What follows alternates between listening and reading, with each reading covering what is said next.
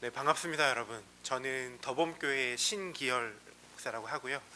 아직 마흔이 되지 않은 39에 거치는 아주 어린 목사입니다. 오늘 이렇게 초대해 주셔서 이 귀한 공동체에서 함께 예배 드릴 수 있고 또 제가 묵상한 말씀을 나눌 수 있게 돼서 정말 영광으로 생각합니다. 함께 읽으셨던 사사기 17장 1절에서 6절까지 말씀 가지고요. 종교성에 함몰된 신앙이라는 제목으로 제가 받은 은혜들을 한번 함께 나눠보도록 하겠습니다.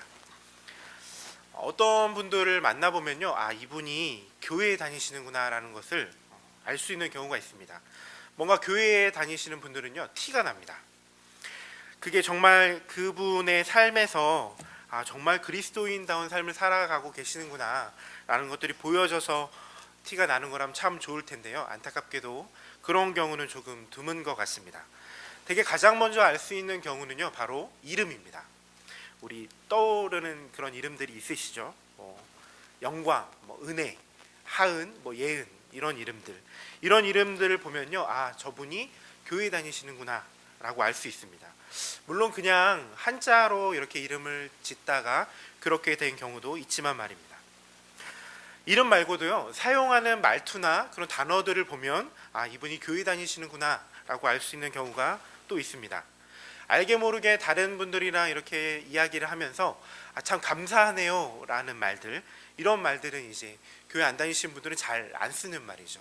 교회 다니신 분들만 하나님께 감사하다라는 의미를 담아서 참 감사합니다 이런 표현을 쓰시죠. 또 일요일을 일요일이라고 표현하지 않고 주일이라고 표현하는 것, 이런 표현들은요, 척하면 저분이 교회 다니시는 분이구나 라고 알 수 있게 해줍니다. 그냥 우스갯소리처럼 하는 말이지만요, 그렇다고 이런 이야기들이 마냥 우스갯소리로 그칠 일은 아닌 것 같습니다. 왜냐하면 제가 말씀드렸던 이런 문제들을요, 정말로 중요하게 생각하시는 분들이 또 계시기 때문입니다. 어떤 분들은 심지어는요, 이런 종류의 이름을 지어주지 않으면 그 사람이 신앙이 없다라고 말하시는 분들도 봤기 때문입니다. 오해하지는 않으셨으면 좋겠습니다. 부모님께서 신앙의 마음을 담아서 자식들의 이름을 그렇게 지어주는 일은요, 정말로 소중하고 감사한 일이죠. 다만 그런 신앙적인 이름을 지어주지 않는다면 그 부모님이 그리스도인이라고 할 수 없다라고까지 말하는 분들이 계시다는 겁니다. 그런 이름을 지어주지 않으면 그 아이에게 하나님의 은혜가 마치 덜할 것처럼 생각하시는 분들이 정말로 있다는 겁니다. 그런 분들은요, 신앙생활에서 이런 것들을 매우 중요한 것처럼 생각하고 계시는 것 같습니다. 아니, 오히려 그런 분들은요, 신앙이란 무엇인가, 믿음이란 무엇인가 라는 질문의 대답을 그런 것들을 통해 찾고 계시는 것처럼 보이기도 합니다. 이런 모습들에 대한 원인들을 여러 가지 측면에서 생각해 볼 수 있겠지만, 저는 개인적으로 종교성이라는 말로 이해하려고 합니다. 종교성이라는 말은요, 종교가 가지고 있는 특성, 특질을 가리키는 말도 될 수 있지만, 사람의 기본적인 성정이 종교적인 어떤 것에 기대고 종교적인 어떤 것을 추구하고자 하는 그 마음, 이 마음을 가리키는 의미로도 종교성이라는 말은 사용됩니다. 이런 종교성은요, 되게 형식적인 형태로 드러나게 되는 것 같습니다. 왜냐하면 뭐가 이렇게 눈에 보여야 더 효과적이기 때문입니다. 어떤 사람도 어떤 다른 사람의 마음 깊숙한 내면에 대해서 알 수는 없습니다. 다만 눈에 보여지는 그런 외적인 것들을 통해 그 사람의 내적인 부분을 추측할 뿐입니다. 그래서 이런 종교성은요, 자연스럽게 형식적이고 외적인 것들을 중요하게 생각하는 모습으로 드러나는 것 같습니다. 간단하게 말하면 자신이 종교적인 형태의 무언가를 열심히 하는 것으로 그 종교가 추구하는 것에 가장 충실해지고 가까워진다라는 식으로 이해하는 겁니다. 당연히 기독교 안에서도 이런 문제는 있습니다. 눈에 극명하게 보이는 형식이나 어떤 예식을 중요하게 생각하고 그것들에 참여하는 것으로 내가 하나님과 더 친밀해진다라고 하는 생각은요, 기독교 안에서 율법주의라는 이름으로 나타납니다. 내가 무언가를 했기 때문에 하나님께서 무언가를 하지 않은 저 사람보다 나를 더 사랑하실 거다라고 생각하는 바로 그 생각입니다. 그렇게 종교적인 형식을 열심히 지켜나가고 종교적인 형식을 열심히 수행하는 것을 통해 결국 자신은 안 한 사람보다 더 많은 보상을 받게 될 거다라고 생각하는 방식입니다. 그 보상은 무엇일까요? 바로 복입니다. 여기서 기복주의적인 사고가 또 연결되고 있는 겁니다. 물론 우리는 세상의 복이 아니라 천국을 소망합니다 라고 말씀하실 사람들도 있습니다. 하지만 그 천국이 성경이 말하고 있는 그 하나님 나라, 하나님의 뜻인 정의와 사랑이 이 땅에서도 이루어져서 이 땅에서 현실이 되게 하는 개념이라기보다는 그저 내가 죽어서 편안하게 누리게 될 그 좋은 것이라고 생각하는 경우가 더 많습니다.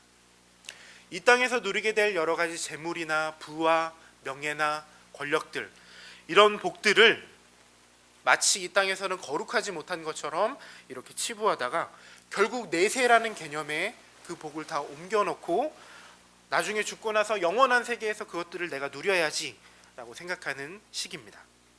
이 땅에서는 안 되지만 영원한 천국 가서 내가 그 복을 더 많이 누려야지 라는 식으로 생각하는 겁니다. 이런 많은 잘못된 개념들이 연결돼서 결국에는 알 수 없는 신학적 괴물이 탄생하게 되는 겁니다. 어느 하나의 오해를 바로잡는다고 해도 해결되지 않을 복잡한 그런 종교적인 괴물이 탄생하게 되는 겁니다. 이런 작금의 기독교의 문제에 대해서 저는 오늘 앞서 말씀드렸다시피 종교성 그리고 기독교가 종교화돼 버렸다라는 맥락에서 접근하고 싶습니다. 간단하게 말씀드리면 기독교라는 것이, 신앙이라는 것이, 우리가 말하는 믿음이라는 것이 매우 종교적인 범주 안에서 종교성을 중심으로 정의되고 있다는 말입니다. 우리가 흔히 머릿속에 떠올리는 기독교적인 것, 간단하게 떠올리면요, 술을 안 마신다, 담배를 피지 않는다, 이런 것들 말입니다. 그렇게 기독교 문화라고 형성된 어떤 일정한 울타리 안에서 내가 벗어나지 않고 살아가고 있다라는 것만으로 스스로가 그리스도인이라고 생각하고 스스로가 나는 올바로 신앙생활을 하고 있다라고 착각하고 있다는 겁니다. 예배를 빠지지 않는다고 해서, 교회에서 봉사를 한다고 해서 마치 자신이 그리스도인답게 충실하게 신앙생활하고 있다라고 착각하고 있다는 겁니다. 마치 성경이 그렇게 어떤 종교적인 형식이나 예식을 추구하는 것이 하나님 뜻대로 사는 겁니다라고 가르치는 것처럼 착각하고 있다는 겁니다. 당연히 이렇게 종교성을 중심으로 우리가 믿는 진리 기독교를 이해한다면 그리스도인이 신앙생활을 한다라는 말이 가진 올바른 함의를 가지고 우리는 살아갈 수 없을 겁니다. 오늘 함께 읽으셨던 사사기 본문을 읽으시면서도 혹시 제가 지금까지 말씀드렸던 이런 종교성에 대한 생각을 여러분들도 하셨는지 모르겠습니다. 오늘 읽었던 본문은요, 한마디로 매우 종교적입니다. 우선 등장인물 자체부터 그렇습니다. 오늘 본문 1절을 보시면요, 미가라는 사람이 등장합니다. 우리말 지금 보고 계시는 개역 개정 성경에는요, 이제 1절부터 6절까지 등장하는 이 사람의 이름을 전부 다 미가라고 번역했습니다. 하지만 히브리어를 보시면요, 이 이름의 풀네임을 알 수 있습니다. 우리말 성경은 이제 축약형으로 미가라고 이렇게 기록하고 있는데 히브리어 성경을 보시면 온전한 전부 이름과 축약형을 같이 혼재해서 쓰고 있는 걸 볼 수 있습니다. 1절과 4절을 보시면요, 풀네임을 쓰고 있는데 이 미가라는 이름이 히브리어로 미가예후라는 단어로 기록되어 있습니다. 미가예후라는 이 이름의 뜻은요, 해석해보면 이렇습니다. 누가 야훼와 같겠는가, 누가 여호와와 같겠는가 라는 말입니다. 조금 의역을 해보면 한마디로 이런 이름입니다. 하나님 같으신 분은 없습니다 라는 의미를 이름에 담고 있는 겁니다. 이름부터가 벌써 되게 남다릅니다. 이름을 듣자마자 이름에 벌써 신앙 고백이 들어가 있고 은혜되는 이름이구나 라는 생각이 들죠. 오늘 말씀을 시작하면서 제가 드렸던 이야기처럼 이름에서부터 벌써 종교적인 냄새가 물씬 풍겨납니다. 지금 그 미가의 집안에서 일어나고 있는 이야기입니다. 본문을 잘 읽어보시면요, 그의 어머니가 은 1,100개를 잃어버린 것 같습니다. 그래서 저주를 한 겁니다. 쉽게 말해서 내 은을 도둑질한 놈, 하나님께서 아주 심판하실 거다. 내 은 훔쳐간 사람, 하나님께서 반드시 벌하실 것이다, 뭐 이런 식으로 저주를 했던 모양입니다. 그렇게 어머니께서 저주하시는 소리가 아들에게도 들렸던 모양입니다. 그런데 문제는요, 그 은을 훔친 사람이 바로 아들 미가였던 겁니다. 그래서 미가는요, 그 훔쳤던 은을 다시 어머니께 돌려주고 있습니다. 당연히 저주가 무서웠기 때문이겠죠. 그런데 이 아들의 고백 아닌 고백을 받은 어머니가 이 은을 돌려받으면서 하고 있는 행동이 정말 가관입니다. 상식적이라면 지금 아들이 도둑질한 행동에 대해서 책망하고 훈계하고 혼내야 정상일 텐데, 지금 이 어머니가 무엇 하고 있냐면요, 2절을 보시면요, 내 아들이 여호와께 복받기를 원하노라 라고 그 어머니가 말했다는 겁니다. 이게 무슨 말입니까? 지금 어머니의 돈을 도둑질했다가 어머니가 저주를 했더니 저주를 받을까봐 두려워서 은을 다시 가져와서 잘못을 실토한 아들에게 어머니가 지금 축복하고 있다는 말입니다. 이게 이런 겁니다. 제 이야기를 조금 예로 들어보겠습니다. 제가 아주 어렸을 때의 이야기입니다.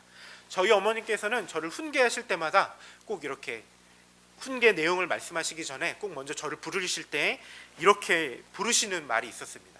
정해진 말이 있었는데요, 정말 화가 많이 나신 경우에도 저한테 뭐 이렇게 나쁜 말을 하시거나 이렇게 욕을 하시거나 상스러운 말을 하시지 않고 꼭 저를 처음에 부르시는 말은 이렇게 부르셨습니다. 뭐라고 부르셨냐면요, 야 이 잘될 놈아 라고 부르셨습니다. 저희 어머니께서는 예수님을 믿지 않으셨기 때문에 흔히 말하는 말이 씨가 된다, 뭐 이런 맥락에서 제가 혹시 잘못될까봐 혼내시더라도 망할 놈아 이렇게 하지 않으시고 야 이 잘될 놈아 라고 부르시고 저를 혼내셨나 봅니다. 물론 저희 어머니께서는요, 부를 때만 야 이 잘될 놈아 이렇게 부르시고 그 뒤에는 저는 당연히 벌을 받았고 잘못한 행동에 대해서 훈계를 받았고 다시는 그런 행동을 하지 않겠다라고 약속했지만 말입니다. 잘못에 대해서는 항상 무섭게 혼내셨지만 어쨌든 저를 부르시던 말은 야 이 잘될 놈아 라는 말입니다. 지금 그런 겁니다, 여러분. 이 엄마는요, 자기 아들이 은을 훔친지 모르고 저주를 퍼부었는데 그 도둑이 아들이었다는 사실을 알게 된 순간 쉽게 말해서 축복과 저주를 상쇄하고 있는 겁니다. 마치 더하기 빼기처럼 저주를 한번 했으니까 축복을 해서 이걸 0으로 만들어야겠다라는 것처럼 축복을 사용하고 있는 겁니다. 도둑을 저주했는데 그게 우리 아들이었다니, 아 큰일 났네, 얼른 축복해 주자 라고 지금 생각하는 겁니다. 당연히 그럴 수 있습니다. 부모가 자식이 잘 되기를 바라는 마음을 가지고 뭐라고 비난할 수는 없겠죠. 그런데 문제는요, 그렇게 축복한 후에 적어도 잘못에 대해 지적하고 혼내야 하는데 그렇지가 않습니다. 잘못한 것들이 다 드러났는데 쉽게 말하면 이런 겁니다. 야 이 잘될 놈아 괜찮아 잘했어 라고 끝났다는 겁니다. 잘못된 행동에 대한 질책이 없는 겁니다. 자식에 대한 사랑이 무언가 엇나가 있는 것처럼 보입니다. 잘못에 대해 반성하게 하는 대신에 오히려 어머니는 지금 무엇하고 있냐면요, 3절을 보시면 아들이 돌려주었던 그 훔친 돈을 가지고 신상을 만들겠다라고 말하고 있습니다. 신상을 만들어서 이 목적이 뭐냐면요, 이 신상을 만들어서 다시 아들에게 돌려주겠다는 겁니다. 아들이 가지고 싶어서 이 은을 훔쳤으니까 어떻게든 지금 주려고 하는 겁니다. 그런데 그래서 어떻게든 주고 싶으니까 이 은을 가지고 신상을 만들어서 일종의 편법을 써서 아들에게 다시 주려고 하는데요, 중요한 건 말을 직접적으로 그렇게 하지 않습니다. 말은 뭐라고 하냐면요, 본문을 잘 보시면 그 은을 거룩하게 구별해서 하나님께 드린다고 말합니다. 실제로는 아들에게 그 은을 돌려주고 싶어서 신상을 만들고 있는데 입으로 말하기는요, 하나님께 거룩하게 드리고 있다라고 지금 말하고 있는 겁니다. 여기서 끝이 아닙니다. 4절을 보시면요, 그렇게 은을 돌려주자 어머니는 신상을 만들기 시작하는데요, 은을 200만 사용합니다. 훔쳐간 돈은요 1100이었는데 지금 신상을 만드는 데 사용되는 은은 200입니다. 나머지 900은 어디 갔을까요? 분명 하나님께 그 은을 거룩하게 구별해서 드리기 위해 지금 신상을 만든다라고 말해놓고선 은을 일부만 사용하고 나머지는 자기가 갖고 나머지 일부를 가지고 신상을 만들어서 그것도 아들을 주고 있는 겁니다. 결국 입으로는 하나님께 드린다고 말했지만 실제로는 자신이 은을 가지고 아들에게도 은을 신상으로 바꿔주고 있는 형태입니다. 이렇게 만들어진 신상을요, 아들은 자신의 집으로 가져갑니다. 때마침 집에 신당이 있었던 아들은요, 그 신상을 신당에 놓고 에봇과 드라빔을 만들어서 자기 아들 중에 한 명을 세워 제사장으로 삼고 있는 겁니다. 여기까지가 오늘 본문의 이야기죠. 지금 도대체 무슨 일이 일어나고 있는 거냐면요, 딱 이런 겁니다. 오늘날의 식으로 제가 좀 이해를 돕기 위해 한번 설명해 보겠습니다. 정확한 예라고 할 수는 없지만요, 패턴은 일치할 겁니다. 어떤 사람이 있었는데요, 목사입니다. 그런데 이 사람은요, 자기 아버지가 이렇게 목회하시는 담임 목사로 있는 교회에 함께 출석하며 일하는 목사였습니다. 그렇게 아버지가 담임 목회하시는 교회에 함께 출석하다가 거기서 사역하다가 몰래 그 교회 돈 11억을 횡령한 겁니다. 그런데 그 사실을 몰랐던 아버지 목사가 그 다음 주에 설교하면서 강단에서 그 돈 횡령한 사람 하나님께서 분명히 잡으셔서 심판하실 겁니다 라고 저주한 겁니다. 그랬더니 이 아들이 겁이 나서 아버지를 찾아가서 자신의 잘못을 실토합니다. 아버지, 실은 제가 그 11억을 횡령했습니다. 그러니까 아버지는 이렇게 얘기하는 거죠. 그렇게 됐으면 그 돈을 가지고 차라리 교회를 새로 짓자라고 말하는 겁니다. 하나님의 영광을 위해서 이 돈을 거룩하게 들여서 지금 교회를 건축하자라고 말하는 겁니다. 여기서 또 작업이 들어갑니다. 그런데 돌려받은 11억 중에 2억만 가지고 새로 교회를 짓고요, 나머지 9억은 그 담임 목사, 아버지 목사의 통장으로 들어가는 겁니다. 그리고 마지막 한 방입니다. 그렇게 새로 지어진 교회의 담임 목사로 자기 아들을 보내는 겁니다. 그래놓고 말했을 겁니다. 이 성전을 건축하신 하나님께 영광입니다. 이 성전을 통해서 아들 목사를 통해서 하나님께서 영광 받으실 겁니다. 그러다가 만약에 중간에 이 아들이 애초에 돈을 횡령했던 사실이 발각된다면 이렇게 말할지도 모릅니다. 애초에 이 아들이 횡령을 했기 때문에 이렇게 새로운 성전이 만들어질 기회가 생겼다고 말입니다. 이 모든 것이 그것까지 하나님의 뜻이고 하나님의 은혜이고 하나님의 계획하심입니다 라고 말할지도 모릅니다. 어떻습니까, 여러분? 물론 실제 일어난 이야기는 아닙니다. 제가 오늘 본문을 가지고 이해를 돕기 위해 만들어낸 이야기입니다. 화가 나는 이야기죠. 지금 이 똑같은 이야기가 오늘 본문에서 그렇게 벌어지고 있는 겁니다. 이 본문은요, 제가 말씀드렸다시피 매우 종교적입니다. 미가 예후라는 이름부터 시작해서 사용하고 있는 언어들과 말들, 행동들 모두가 매우 종교적입니다. 흔히 말하는 은혜로운 표현들이 넘쳐나는 이야기입니다. 하나님의 이름을 비는 축복의 말들이 있고요, 하나님께 거룩해서 구별해서 내가 드리겠다라고 하는 말이 있고, 마치 새롭게 하나님을 기리는 신당이 세워진 것 같은 그런 이야기들이 가득 차 있습니다. 하지만 그런 말들, 그런 용어들, 흔히 말하는 은혜로운 말들이 아무리 많이 담겨 있고 아무리 많이 사용되고 있지만 이 속에 진짜가 하나도 없습니다. 오히려 이 속에서 하나님은 허울 좋은 말일 뿐 모든 이야기는 철저하게 등장인물 자신들의 욕심들로 가득 차 있습니다. 하나님을 들먹거리면서 마치 하나님께 그들이 좋은 일을 한 것처럼 말하지만 따지고 보면 전혀 그렇지 않음을 우리는 알 수 있습니다. 우선 만들어서는 안 될 신상을 만들었습니다.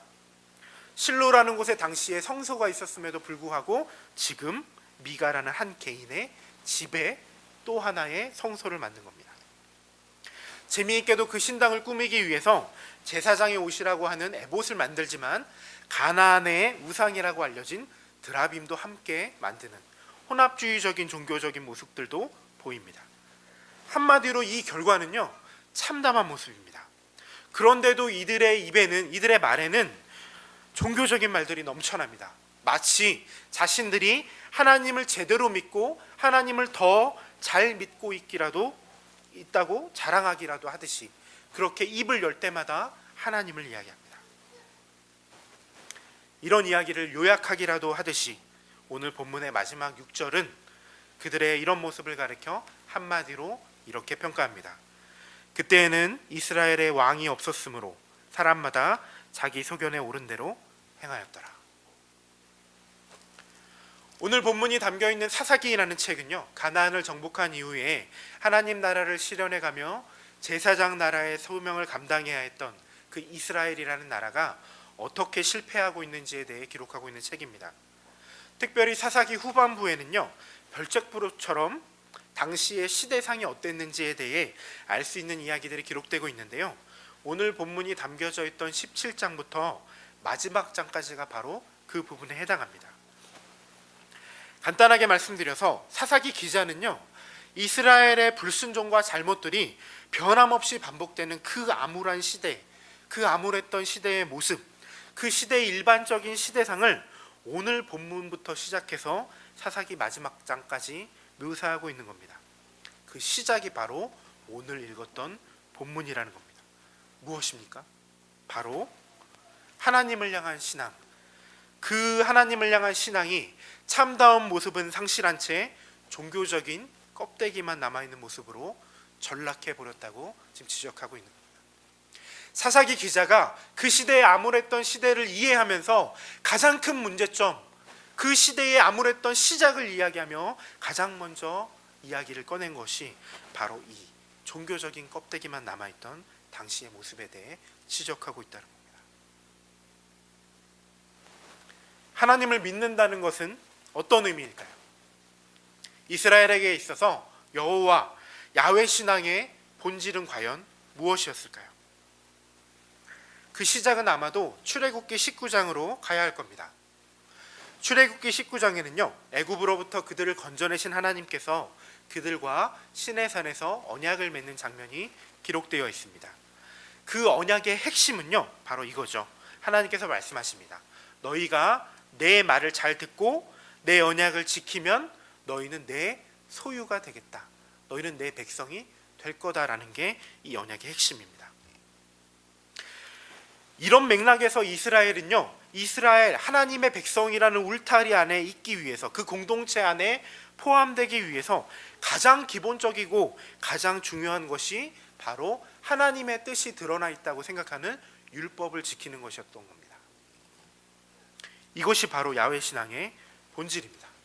하나님 이외에 다른 어떤 것이 아니라 하나님을 주인으로 고백하면서 그분이 우리의 주인이시기 때문에 그분의 뜻에 따라, 그분의 뜻에 순종해서 살아가는 것, 정의와 사랑이라는 형태로 율법에 드러나 있는 그 하나님의 뜻을 자신들이 살아가는 사회와 문화 속에서 현실로 만들어가며 살아내는 것, 이게 바로 야훼 신앙의 본질입니다. 하지만 지금 사사기의 시대는요, 이미 그런 야훼 신앙의 본질을 상실한 시대입니다. 그들이 말하는 신앙은 그저 듣기 좋게 번지르르하게 야훼 신앙과 관련된 종교적인 말들을 쏟아놓는 것으로, 그리고 야훼 신앙과 관련된 어떤 예식이나 형식을 준수하는 것으로 전락해버린 것 같습니다. 오늘 본문뿐만 아니라 사사기 어디를 둘러봐도 하나님의 뜻인 정의와 사랑을 실현하며 살아가는 모습은 발견되지 않습니다. 다만 그들은 자신들의 필요에 따라 자신들의 욕심을 채우기 위해 하나님이라는 개념을 가나안의 풍속들 혹은 애굽에서 경험했던 습관들과 교묘하게 혼합해서 그저 허울 좋게 사용하고 있을 뿐입니다. 계속해서 이야기했던 대로 한마디로 지금 야훼 신앙 자체가 종교적으로 변질돼 버렸다는 겁니다.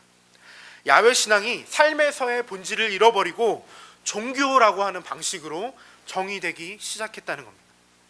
오늘 본문에서 사사기 기자는 지금 그렇게 종교적인 껍데기만 남게 된 야훼 신앙에 대해 고발하고 있는 겁니다.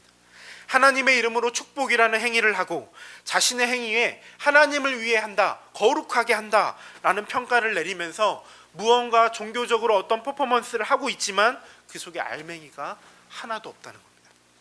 그 중심에 하나님의 주인 되심과 그렇기 때문에 그분의 뜻인 정의와 사랑을 사회 속에서 실현하며 살아가는 제사장 나라로서의 삶은 전혀 보이지 않고 다만 익숙해진 종교화된 그 틀 속에서 하나님과 관련된 말들을 쏟아내고 이미 종교성이라고 부를 만큼 찌들어버린 그 야훼 신앙을 사사기 기자는 지금 꼬집어서 비판하고 있는 겁니다.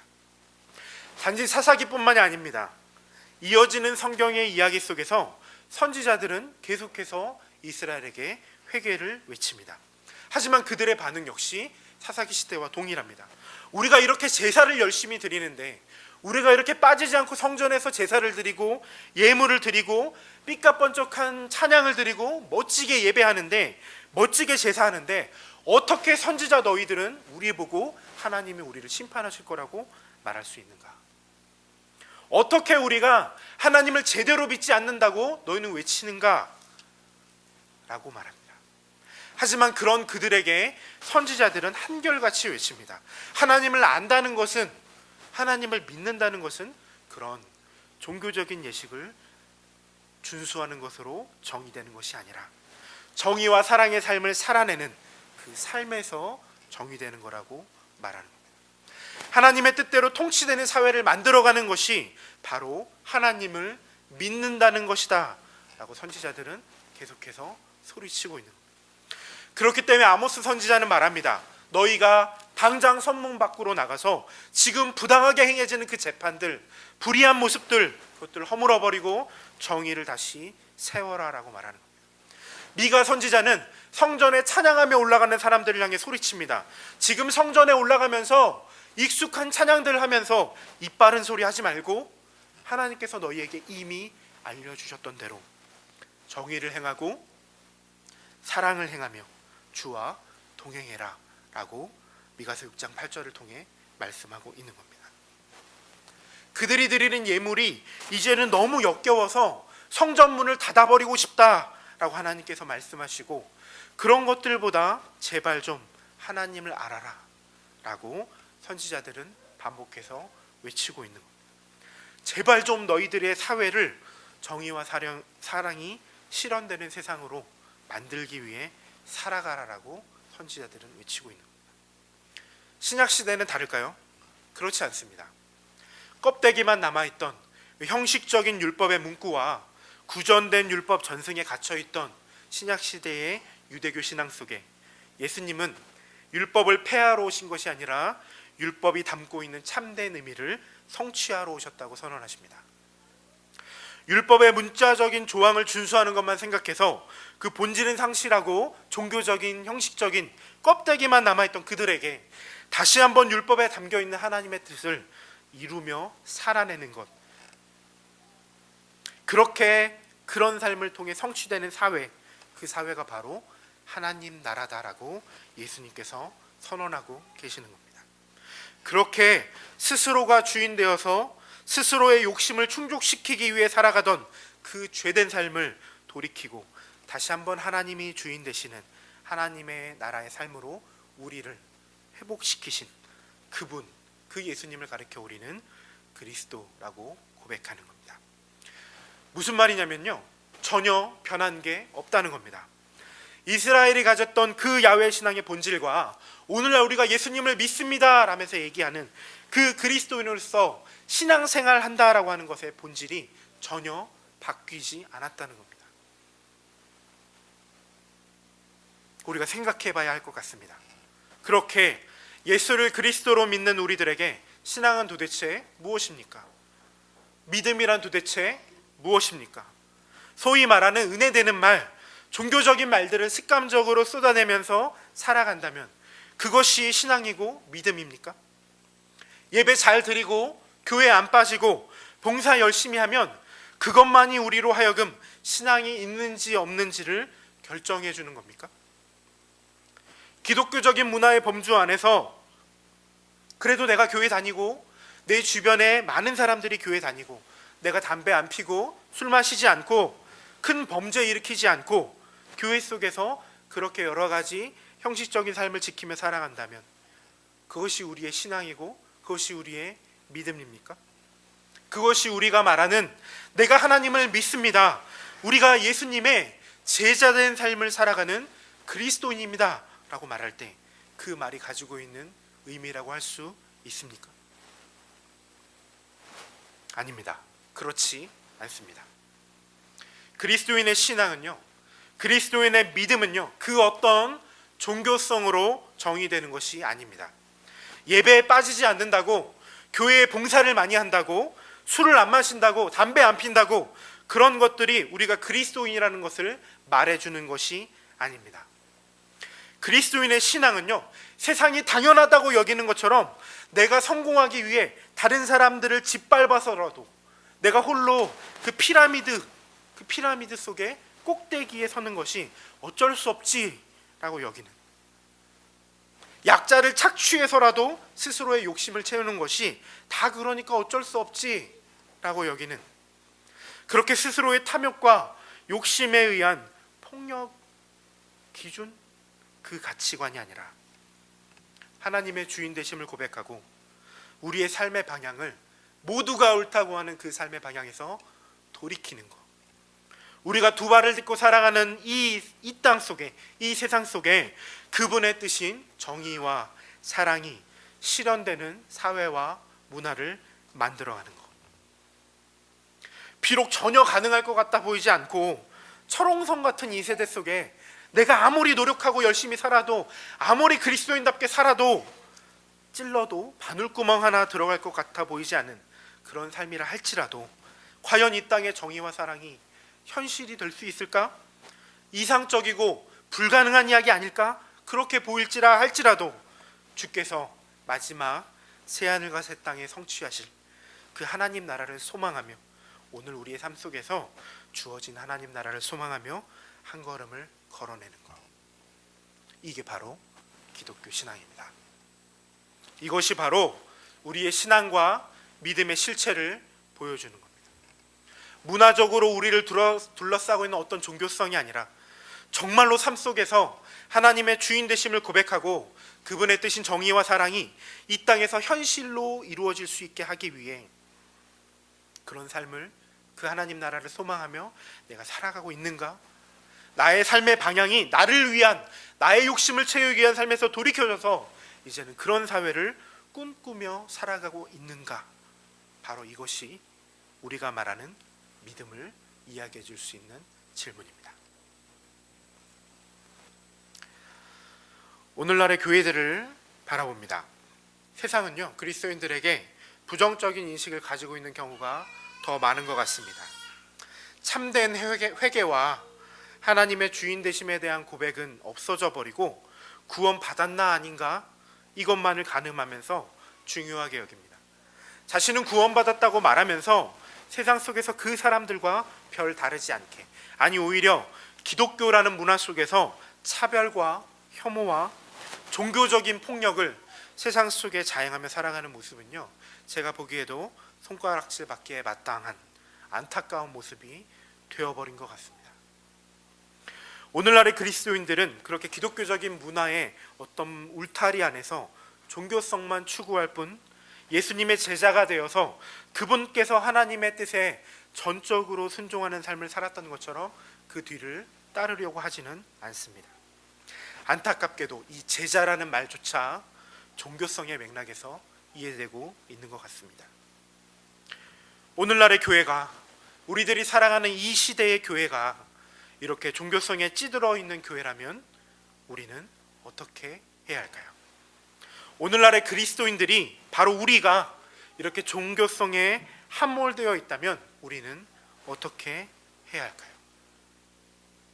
알맹이는 없어져 버리고 기독교적인 문화만 가득 차 있는 곳이 교회라면, 신앙이라는 것이, 믿음이라는 것이 그렇게 단순하게 종교적이고 형식적인 문화로만 채워지는 것이라면 우리가 믿는 기독교 신앙은요, 오늘 본문에 나타난 이 웃기지도 않은 이야기와 똑같은 이야기가 될 겁니다. 사랑하는 여러분, 더욱더 가시적이고 종교적인 형태의 무언가를 요구하고 있는 이 시대의 교회들 속에서 바라기는 우리 모두가 참된 신앙이 무엇인지 기억하고 살아갔으면 좋겠습니다. 입으로만, 겉으로만, 형식적으로만 번지르르하게 종교적인 어떤 것들을 추구하는 것이 아니라 우리의 삶 속에서 참된 그리스도인의 삶을 살아가는 저와 여러분이 되기를 소원합니다.